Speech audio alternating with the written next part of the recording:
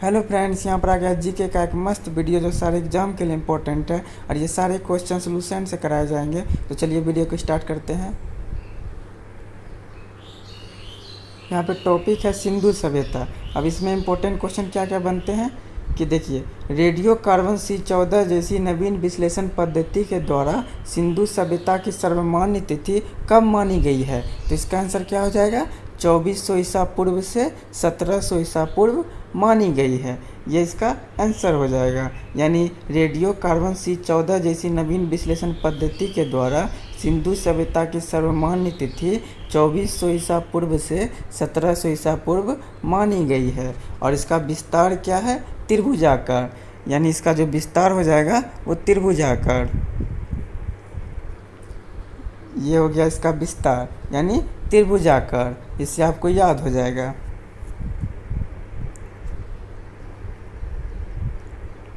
अब देख सकते हैं कि सिंधु सभ्यता की खोज जो 1921 में है वो किसने की थी। जिसका आंसर क्या हो जाएगा, राय बहादुर दयाराम साहनी ने की। सिंधु सभ्यता को आद्य ऐतिहासिक अथवा कांस्य युग में रखा जा सकता है। और आद्य ऐतिहासिक को इंग्लिश में क्या बोलते हैं, प्रोटो हिस्टोरिक। और कांस्य को इंग्लिश में क्या बोलते हैं, ब्रॉन्ज। इस सभ्यता के मुख्य निवासी द्रविड़ एवं भूमध्य सागरीय थे। सर जॉन मार्शल भारतीय पुरातत्व सर्वेक्षण विभाग के तत्कालीन महानिदेशक थे और इन्होंने 1924 ईस्वी में सिंधु घाटी सभ्यता नामक एक उन्नत नगरीय सभ्यता पाए जाने की विधिवत घोषणा की।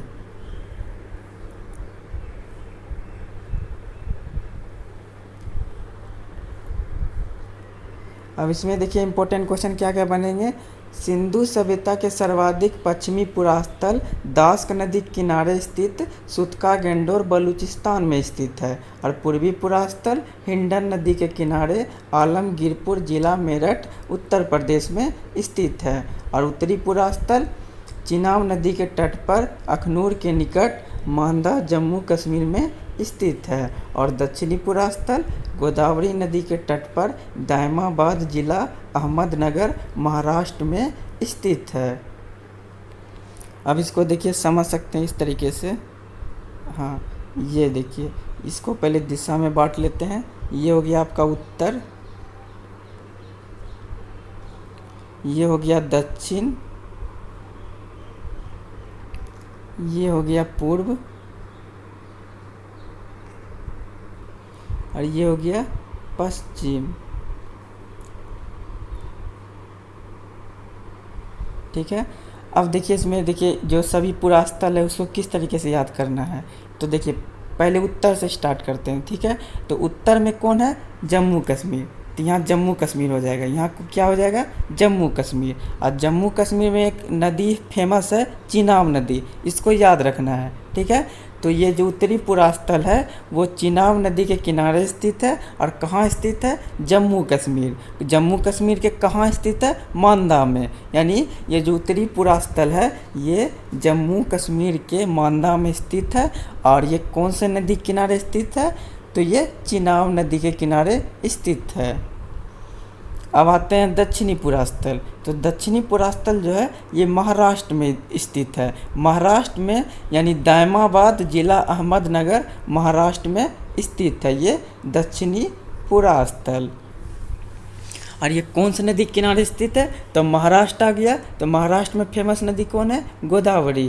तो इसका ये जो पुरास्थल है कौन सी नदी के किनारे स्थित हो जाएगा, गोदावरी नदी के तट पर स्थित है। यानी अब देखिए एक बार रिवाइज कर लीजिए। उत्तरी पुरास्थल कहाँ हो जाएगा, जम्मू कश्मीर मांदा। यानी ये जो उत्तरी पुरास्थल है वो अखनूर के निकट मांदा जम्मू कश्मीर में स्थित है। उत्तरी पुरास्थल चिनाब नदी के तट पर अखनूर के निकट मांदा जम्मू कश्मीर में स्थित है। और दक्षिणी पुरास्थल गोदावरी नदी के तट पर दायमाबाद जिला अहमदनगर महाराष्ट्र में। अब ये उत्तर दक्षिण पुरास्थल हो गया। अब बचा पूर्वी पुरास्थल और पश्चिमी पुरास्थल। अब देखिए पूर्वी पुरास्थल जो है इसको याद कर लीजिएगा। ये जो है पूर्वी पुरास्थल ये हिंडन नदी के किनारे स्थित है। और ये कहाँ स्थित है? आलमगीरपुर जिला मेरठ उत्तर प्रदेश। और ये पश्चिमी पुरास्थल कहाँ स्थित है? ये जो पश्चिमी पुरास्थल है ये दास्क नदी के किनारे सुतका गेंडोर बलूचिस्तान में स्थित है। अब इसमें देखिए ट्रिक भी बना सकते हैं कि देखिए उत्तर दक्षिण पूर्व ये छोटा छोटा से लिखा गया है, तो ये सभी भारत का कोई जगह है वहीं स्थित है। और ये पश्चिम देखिए 4 अक्षर का हो गया, तो ये थोड़ा बड़ा में लिखा गया है, तो ये कहाँ चला जाएगा? थोड़ा बाहर, क्या कहते हैं, भारत से थोड़ा बाहर में स्थित हो जाएगा, यानी सुतका गेंडोर बलूचिस्तान। बलूचिस्तान जो है भारत से बाहर में स्थित है, तो ये पश्चिमी पुरास्थल आपको याद हो जाएगा कि पश्चिमी पुरास्थल ये सुतका गेंडोर बलूचिस्तान में स्थित है। और पूर्वी पुरास्थल ये हिंडन नदी के किनारे आलमगीरपुर जिला मेरठ उत्तर प्रदेश में स्थित है। ये पूर्वी पुरास्थल हो गया, पश्चिमी पुरास्थल हो गया। उत्तर में जानते हैं आप कि जम्मू कश्मीर स्थित है, तो ये उत्तरी पुरास्थल कहाँ हो जाएगा? ये अखनूर के निकट मांदा जम्मू कश्मीर में स्थित है। और उत्तरी पुरास्थल जो है ये जम्मू कश्मीर में स्थित है, तो ये कौन से नदी के तट पर स्थित हो जाएगा? चिनाब नदी, क्योंकि ये जो जम्मू कश्मीर है यहाँ पे चिनाब नदी बहती है। ये जम्मू कश्मीर में चिनाब नदी एक प्रमुख नदी है। तो ये उत्तरी पुरास्थल भी आपको याद हो जाएगा। अब बच गया दक्षिणी पुरास्थल, तो दक्षिणी पुरास्थल कहाँ हो जाएगा? ये महाराष्ट्र चला जाएगा। तो ये जो दक्षिणी पुरास्थल है, अब महाराष्ट्र में कौन सा नदी है? एक गोदावरी नदी। तो दक्षिणी पुरास्थल गोदावरी नदी के तट पर दायमाबाद जिला अहमदनगर महाराष्ट्र में स्थित है। अब ये आपको चारों आसानी से याद हो गए होंगे।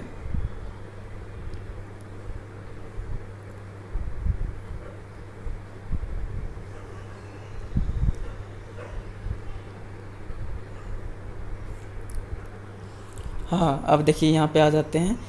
सिंधु सभ्यता या सिंधव सभ्यता कैसी सभ्यता थी? ये बहुत इंपॉर्टेंट क्वेश्चन है। ये कैसी सभ्यता थी? नगरीय सभ्यता थी। सिंधव सभ्यता से प्राप्त परिपक्व अवस्था वाले स्थलों में केवल 6 को ही बड़े नगर की संज्ञा दी गई है। और ये कौन कौन है? मोहनजोदड़ो, हड़प्पा, गनवाड़ीवाला, राखीगढ़ी, धोलावीरा एवं कालीबंगन। फिर से याद कर लीजिए, मोहनजोदड़ो, हड़प्पा, गनवाड़ीवाला, राखीगढ़ी, धोलावीरा एवं कालीबंगन। अब इसमें देख सकते हैं धोलावीरा से क्या इंपॉर्टेंट क्वेश्चन बनता है कि धोलावीरा जो है वो भारत में सिंधु घाटी सभ्यता की पहली साइट है जिसे यूनेस्को ने 2021 में विश्व विरासत स्थल की सूची में शामिल किया है। स्वतंत्रता प्राप्ति पश्चात हड़प्पा संस्कृति के सर्वाधिक स्थल गुजरात में खोजे गए हैं।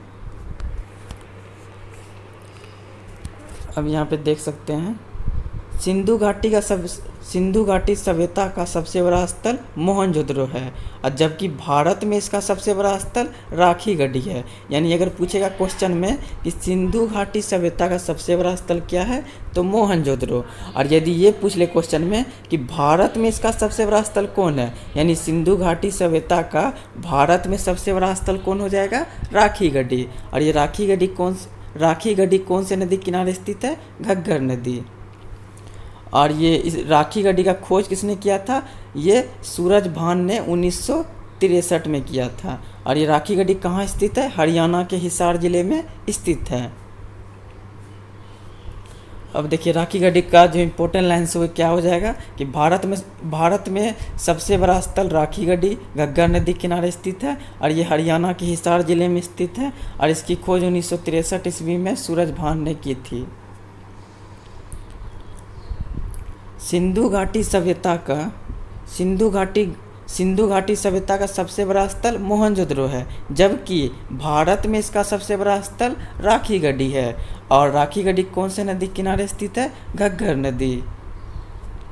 और राखीगढ़ी का खोज किसने किया था? पहले राखीगढ़ी जो है किस जगह पे स्थित है, यानी किस राज्य में स्थित है? ये हरियाणा के हिसार जिले में स्थित है। और इसकी खोज किसने की थी? राखीगढ़ी की जो खोज किया था वो किसने किया था? 1963 ईस्वी में सूरजभान ने किया था। यानी राखीगढ़ी का खोज 1963 ईस्वी में सूरजभान ने की थी। अब ये इसमें इम्पोर्टेंट क्वेश्चन ये पूछता है कि सिंधु सभ्यता का बंदरगाह क्या था, तो ये लोथल एवं सुतकोटदा था। यानी सिंधु घाटी सिंधु सभ्यता के दो प्रमुख बंदरगाह कौन कौन थे, लोथल एवं सुतकोटदा। इसको याद कर लीजिएगा, बहुत इंपॉर्टेंट क्वेश्चन है। सिंधु घाटी सिंधु सभ्यता का सबसे बड़ा क्या कहते हैं, सिंधु सभ्यता का बंदरगाह कौन कौन था, लोथल एवं सुतकोटदा। जूते हुए खेत एवं नक्काशीदार ईंटों का प्रयोग का साक्ष्य कहाँ से प्राप्त हुआ है, तो इसका आंसर क्या हो जाएगा, कालीबंगन से प्राप्त हुआ है। मोहनजोदड़ो से प्राप्त स्नानागार संभवतः सेंधव सभ्यता की मोहनजोदड़ो से प्राप्त स्नानागार संभवतः सेंधव सभ्यता की सबसे बड़ी इमारत है, जिसके मध्य स्थित स्नाना कुंड 11.88 मीटर लंबा, 7.01 मीटर चौड़ा एवं 2.43 मीटर गहरा है। अग्निकुंड यज्ञ वेदी कहाँ से प्राप्त हुए हैं, तो लोथल एवं कालीबंगन से प्राप्त हुए हैं। मोहनजोदड़ो से प्राप्त एक शिल पर 3 मुख वाले देवता पशुपति नाथ की मूर्ति मिली है। यानी ये इंपॉर्टेंट क्वेश्चन हो जाएगा कि मोहनजोदड़ो से प्राप्त एक शिल पर 3 मुख वाले देवता पशुपति नाथ की मूर्ति मिली है और उनके चारों ओर हाथी, गेंडा, चीता एवं भैंसा विराजमान है। उनके चारों ओर हाथी, गेंडा, चीता एवं भैंसा विराजमान है। मोहनजोदड़ो से नर्तकी की एक कांस्य मूर्ति मिली है। मोहनजोदड़ो से नर्तकी की एक कांस्य मूर्ति मिली है। ये इम्पोर्टेंट हो जाएगा। अब इसको देखिए, एक तरीक़ा से ये क्वेश्चन इम्पोर्टेंट है, तो चलिए इसको याद कैसे करेंगे, ये भी हो जाएगा। एक सेकेंड। हाँ, अब देख सकते हैं आप कि देखिए लोथल, ये एल हो गया, लोथल प्लस सुतकोटदा, यहाँ से क्या मिल जाएगा, बंदरगाह। यहाँ से क्या मिल जाएगा, बंदरगाह। अरे एक सेकेंड,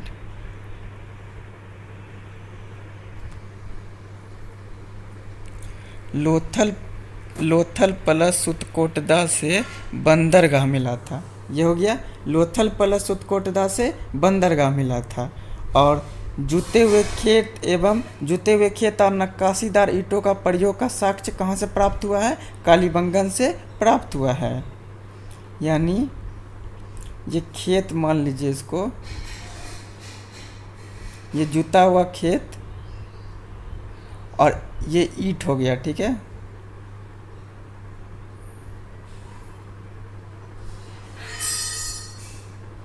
ये ईंट हो गया, इसमें कुछ नक्काशीदार कर देते हैं। हाँ, ये जुते हुए खेत और नक्काशीदार ईंटों का प्रयोग कहाँ से मिला है, कालीबंगन से प्राप्त हुआ है। इसको के लिख देते हैं, ठीक है। ये कालीबंगन से प्राप्त हुआ है, के से कालीबंगन। अब ये हो गया, इसको याद कर लीजिए। लोथल प्लस सुतकोटदा से बंदरगाह मिला है, एल प्लस एस, यानी लोथल प्लस सुतकोटदा से बंदरगाह मिला है। और जुते हुए खेत और नक्काशीदार ईंटों का प्रथम साक्ष्य कहाँ मिला है, कालीबंगन से प्राप्त हुआ है। ये दोनों बहुत इंपॉर्टेंट है, पूछ लेता है क्वेश्चन में कि बंदरगाह कहाँ कहाँ से मिले हैं, तो लोथल प्लस सुतकोटदा से बंदरगाह मिला है। और जुते हुए खेत और नक्काशीदार ईंटों का प्रयोग का साक्ष्य जुते हुए खेत और नक्काशीदार ईंटों का प्रयोग का साक्ष्य कालीबंगन से प्राप्त हुआ है। अब एक सेकेंड,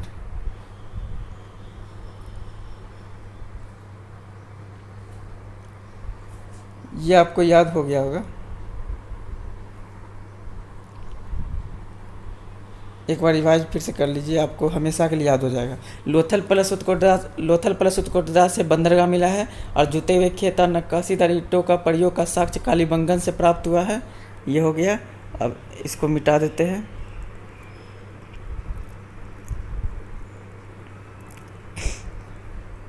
अरे हाँ, अब ये हो गया। अब देखिए मोहनजोदड़ो से प्राप्त स्नानागार, ये बना लेते हैं स्नानागार।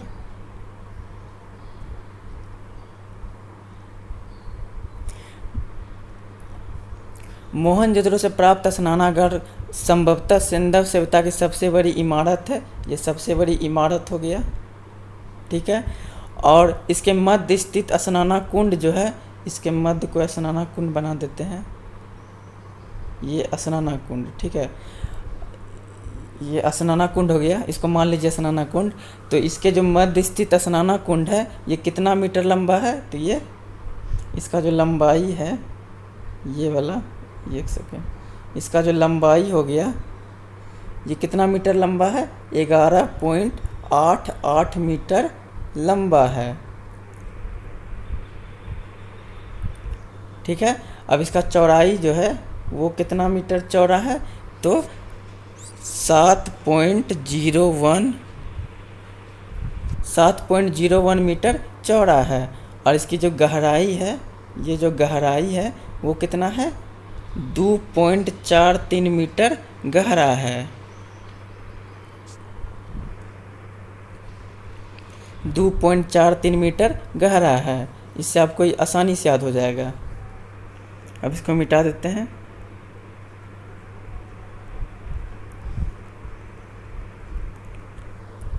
मोहनजोदड़ो से प्राप्त स्नानागार संभवतः सिंधव सभ्यता की सबसे बड़ी इमारत है और जिसके मध्य स्थित स्नाना कुंड 11.88 मीटर लंबा, 7.01 मीटर चौड़ा एवं 2.43 मीटर गहरा है। ये लाइन इम्पोर्टेंट हो जाएगा कि मोहनजोदड़ो से प्राप्त स्नानागार संभवतः सिंधव सभ्यता की सबसे बड़ी इमारत है जिसके मध्य स्थित स्नाना कुंड 11.88 मीटर लंबा, 7.01 मीटर चौड़ा एवं 2.43 मीटर गहरा है।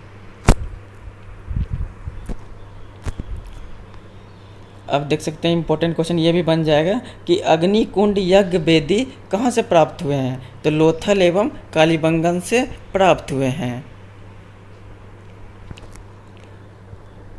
मोहनजोदड़ो से प्राप्त एक शिल पर 3 मुख वाले देवता पशुपतिनाथ की मूर्ति मिली है। उनके चारों ओर हाथी, गेंडा, चीता एवं भैंसा विराजमान है। यानी ये जो क्या कहते हैं मूर्ति मिली है, उनके चारों ओर हाथी, गेंडा, चीता एवं भैंसा विराजमान है।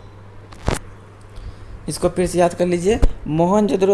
मोहनजोदड़ो से प्राप्त एक शिल पर 3 मुख वाले देवता पशुपतिनाथ की मूर्ति मिली है। उनके चारों ओर हाथी, गेंडा, चीता एवं भैंसा विराजमान है। मोहनजोदड़ो से नर्तकी की एक कौन सी मूर्ति मिली है, मोहनजोदड़ो से क्या मिला है, मोहनजोदड़ो से नर्तकी की एक कौन सी मूर्ति मिली है। हड़प्पा की मोहरों पर सबसे अधिक एक सिरिंगी पशु का अंकन मिलता है। यहाँ से प्राप्त एक आयताकार मुहर में स्त्री के गर्भ से निकलता पौधा दिखाया गया है। मनके बनाने के कारखाने लोथल एवं चनहुद्रो में मिले हैं। सिंधु सभ्यता की लिपि भावचित्रात्मक है। यह लिपि दाईं से बाईं ओर लिखी जाती थी। जब एक अभिलेख एक से अधिक पंक्तियों का होता था तो पहली पंक्ति दाईं से बाईं ओर और दूसरी बाईं से दाईं ओर लिखी जाती थी। लेखन कला की उचित प्रणाली विकसित करने वाली पहली सभ्यता सुमेरिया की सभ्यता थी। सिंधु सभ्यता के लोगों ने नगरों तथा घरों के विन्यास के लिए ग्रिड पद्धति अपनाई। अब इसको फिर से याद कर लीजिए। सिंधु सभ्यता की लिपि भावचित्रात्मक है। यह लिपि दाईं से बाईं ओर लिखी जाती थी। जब अभिलेख एक से अधिक पंक्तियों का होता था तो पहली पंक्ति दाईं से बाईं ओर और दूसरी बाईं से दाईं ओर लिखी जाती थी। यानी जब अभिलेख एक से अधिक पंक्तियों का होता था तो पहली पंक्ति दाईं से बाईं ओर और दूसरी बाईं से दाईं ओर लिखी जाती थी।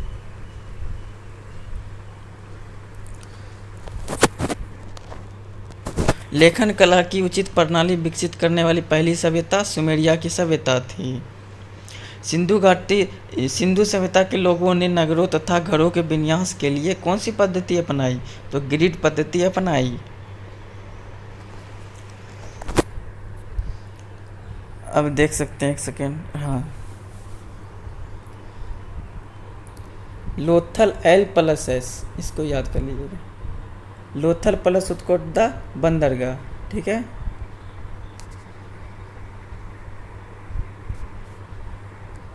और क्या कहते हैं, लोथल प्लस कालीबंगन से अग्निकुंड, अग्निकुंड ब्रैकेट में लिख लीजिएगा यज्ञ वेदी,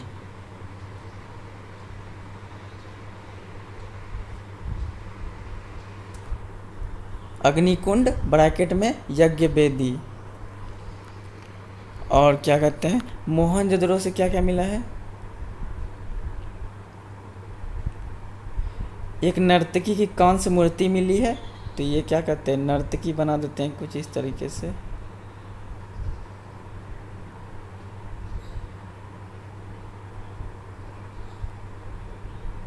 ये मूर्ति बन गया, नर्तकी की कांस्य मूर्ति मिली है। और क्या क्या मिला है, और यहाँ से जो मिल गया है, एक सील पर 3 मुख वाले देवता, ये सील बन गया, इसमें 3 मुख वाले देवता बना देते हैं, 1 2 3,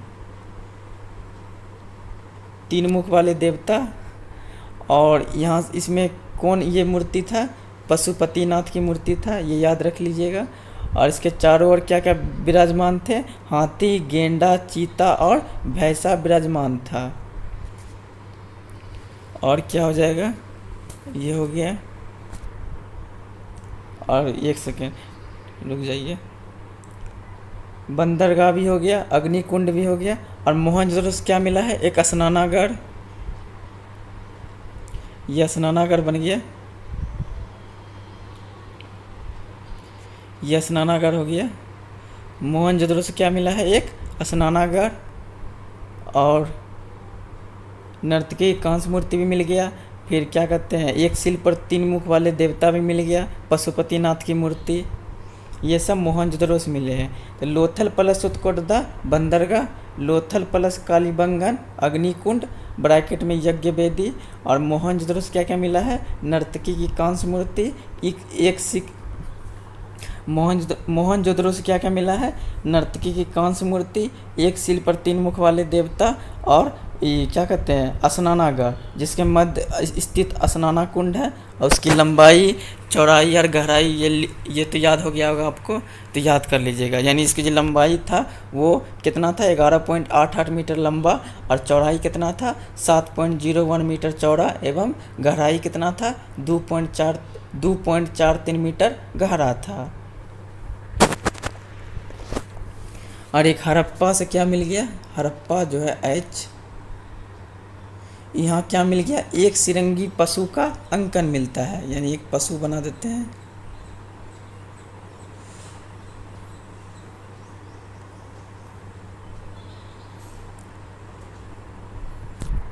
ये पशु बन गया, इसको मान लीजिएगा पशु। तो ये चारों इम्पोर्टेंट है, चारों को याद कर लीजिएगा।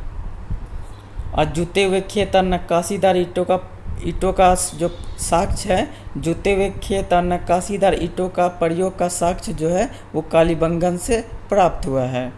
यानी इसमें एक और चीज़ ऐड कर सकते हैं, पहले इतना याद कर लीजिए, लोथल प्लस उत्कोटदा बंदरगाह, लोथल प्लस कालीबंगन अग्निकुंड।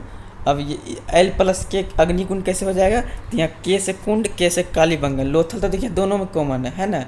तो लोथल प्लस उत्कोटदा बंदरगाह, लोथल प्लस कालीबंगन, यहाँ कालीबंगन कैसे हो जाएगा, क्योंकि अग्निकुंड, तो कुंड, के से कालीबंगन, तो लोथल प्लस कालीबंगन अग्निकुंड। और हड़प्पा से एक सिरंगी पशु का अंकन मिलता है। और मोहनजोदड़ो से नर्तकी की कांस्य मूर्ति, एक सिल पर 3 मुख वाले देवता, और एक स्नानागार जो सिंधव सभ्यता की सबसे बड़ी इमारत है। और लोथल प्लस कालीबंगन से जो अग्निकुंड मिला है उसको यज्ञ वेदी भी कहते हैं। ये हो गया।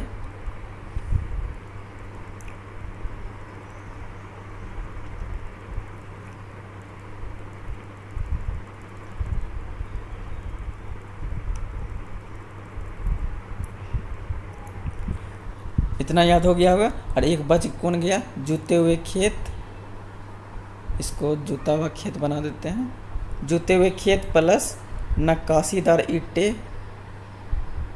नक्काशीदार ईंटों का प्रयोग का जो साक्ष्य मिला था वो कहाँ से मिला था, कालीबंगन से प्राप्त हुआ था।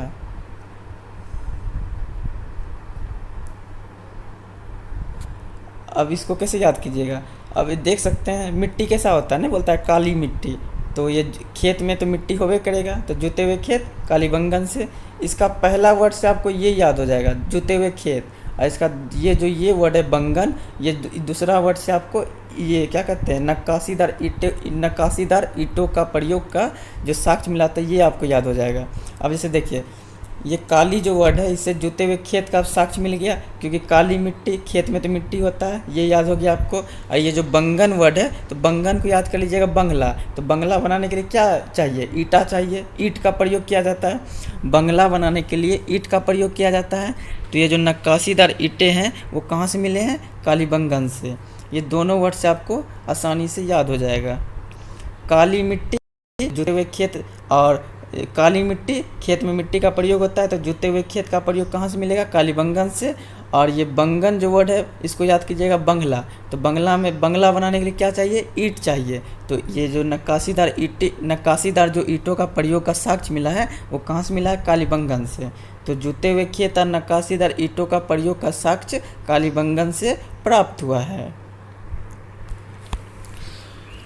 फिर से याद कर लीजिए, जुते हुए खेत और नक्काशीदार ईंटों का प्रयोग का साक्ष्य कालीबंगन से प्राप्त हुआ है।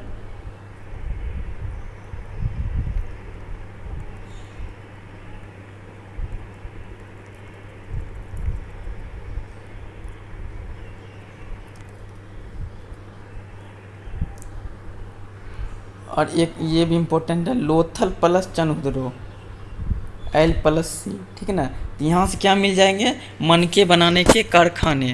तो ये बहुत बड़ा कारखाना बना लीजिए, ठीक है। यहाँ पे कुछ मशीन हो गया, ये जो कारखाने हैं ये मशीन कुछ बन गया। एक कारखाना तो लग नहीं रहे, फिर भी इसको कारखाना समझ लीजिए। तो मनके बनाने के कारखाने जो हैं, अरे यार रुकिए एक सेकेंड, लोथल प्लस चनहुदरो से जो है ये क्या मिले थे,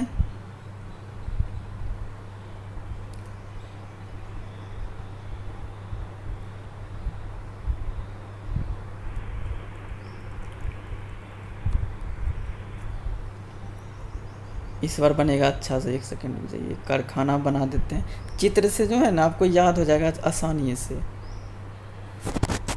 यहाँ पे चिमनी बना देते हैं,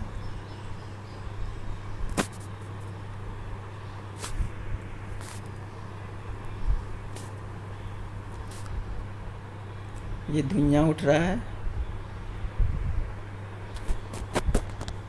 ये हो गया।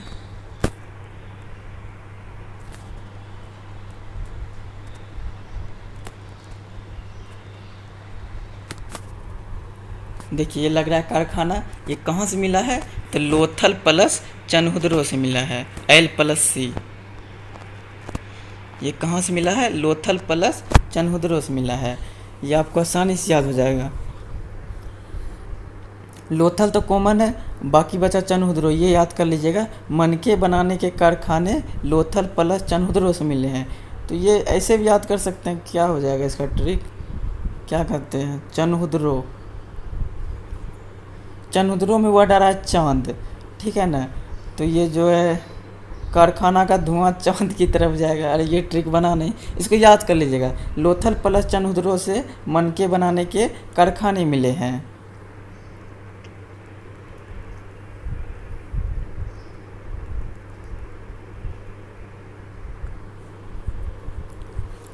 और सिंधु सभ्यता की लिपि क्या थी, भावचित्रात्मक। यह लिपि दाईं से बाईं ओर लिखी जाती थी। जब अभिलेख एक से अधिक पंक्तियों का होता था तो पहली पंक्ति दाईं से बाईं ओर और दूसरी पंक्ति दाईं से, क्या कहते हैं फिर से एक बार, सिंधु सभ्यता की लिपि बहुत चित्रात्मक है। यह लिपि दाईं से बाईं ओर लिखी जाती थी। जब अभिलेख एक से अधिक पंक्तियों का होता था तो पहली पंक्ति दाईं से बाईं ओर, दूसरी बाईं से दाईं ओर लिखी जाती थी। यानी पहली पंक्ति दाईं से बाईं ओर और दूसरी पंक्ति बाईं से दाईं ओर लिखी जाती थी। इसमें कन्फ्यूज नहीं होना है। सिंधु सभ्यता की लिपि बहुत चित्रात्मक है। यह लिपि दाईं से बाईं ओर लिखी जाती थी। बस इतना हो गया। ये इंपॉर्टेंट क्वेश्चन बनता है। क्वेश्चन में ये बोल दे कि जब अभिलेख एक से अधिक पंक्तियों का होता था तो पहली पंक्ति किस ओर लिखी जाती थी, तो पहली पंक्ति दाईं से बाईं ओर लिखी जाती थी और दूसरी पंक्ति किस तरफ लिखी जाती थी, तो दूसरी पंक्ति बाईं से दाईं ओर लिखी जाती थी। लेखन कला की उचित प्रणाली विकसित करने वाली पहली सभ्यता सुमेरिया की सभ्यता थी। सिंधु सभ्यता के लोगों ने नगरों तथा घरों के विन्यास के लिए ग्रिड पद्धति अपनाई। कौन सी पद्धति अपनाई? ग्रिड पद्धति अपनाई।